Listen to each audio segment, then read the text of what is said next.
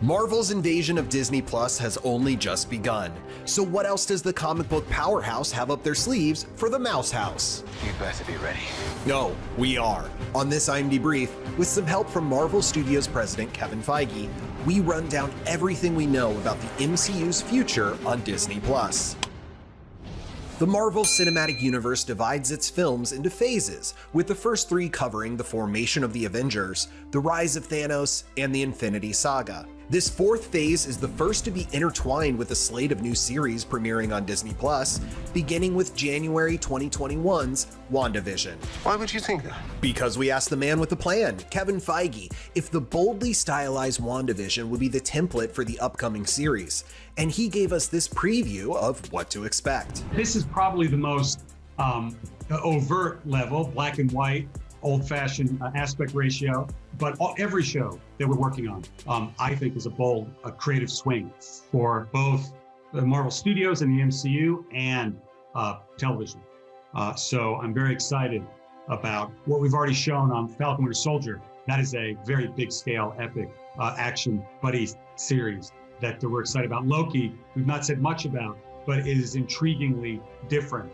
And I think we've called it a crime thriller, which is not something you would necessarily think of when it came to Loki. And we enjoy that, we like that. And even when you get into Miss Marvel and SheHulk, SheHulk is a half-hour legal comedy, which is exciting for us. And Miss Marvel is very much unabashedly a origin of a new superhero, but from a community you haven't seen that kind of representation from. And obviously the comics did such an amazing job doing that with Miss Marvel that we wanted to bring that to the screen.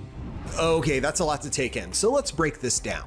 First off, hot on the heels of WandaVision comes March's buddy action comedy, The Falcon and the Winter Soldier, which finds Captain America's old pal Sam Wilson, aka Falcon, played by Anthony Mackie, and Bucky Barnes, aka the Winter Soldier, played by Sebastian Stan, teaming up to keep Cap's dreams of peace and freedom alive. Standing in their way are pesky anarchists, the Flag Smashers, and their former Civil War foe, Baron Zemo, played by Daniel Bruhl.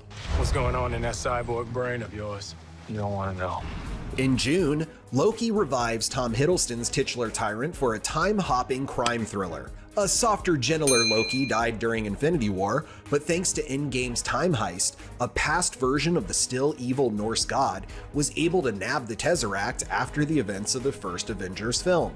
But one can only disrupt space and time for so long before the Time Variance Authority comes knocking. These multiverse monitoring time cops, played by Owen Wilson and Gugu Mbatha Raw, among others, will be on Loki's trail as he goes full tilt on a time crime spree. Come on. What did you expect?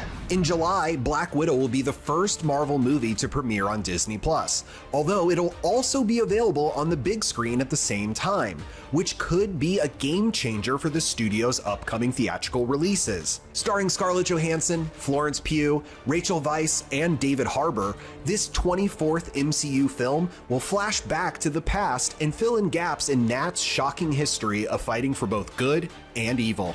At some point, we all have to choose. Two more series are slated for 2021. First, Hawkeye finds Jeremy Renner's Avenger, reflecting on his dark time as an assassin called Ronin after Thanos snaps his family into dust, while he also trains a replacement, a young protege named Kate Bishop, who will be played by Haley Steinfeld.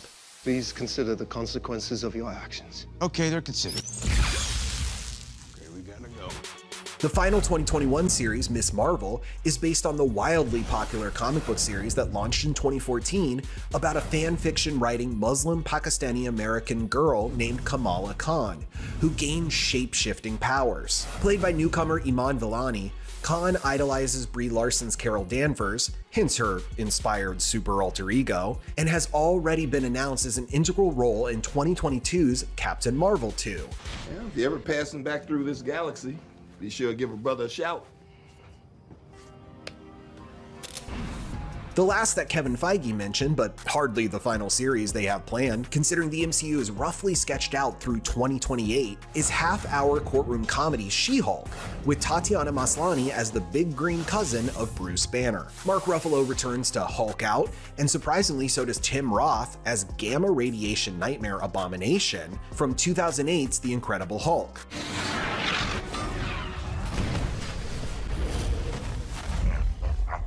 There's one more 2021 series, but this one is a little more animated than the others. Literally. Each What If episode asks, what if this big moment from the MCU happened differently? And features many of your Marvel favorites reprising their roles, including the dearly departed Chadwick Boseman returning as Black Panther. Give me the tour.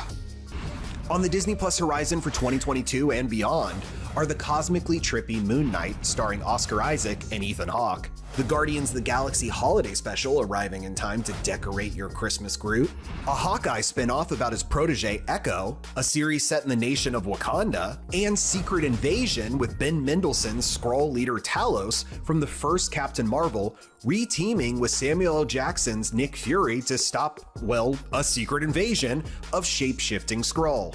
Plus, there are 2 Iron Man spin-offs in the works. Ironheart follows young inventor Riri Williams as she designs her own power suit, and Armor Wars focuses on Don Cheadle's James Rhodes, aka War Machine, trying to stop Tony Stark's tech from falling into the wrong hands. That's the whole story? Yeah, it's a War Machine story. Oh, this is very good then. For more MCU mayhem and trending tales, stay glued to imdb.com/imdbrief.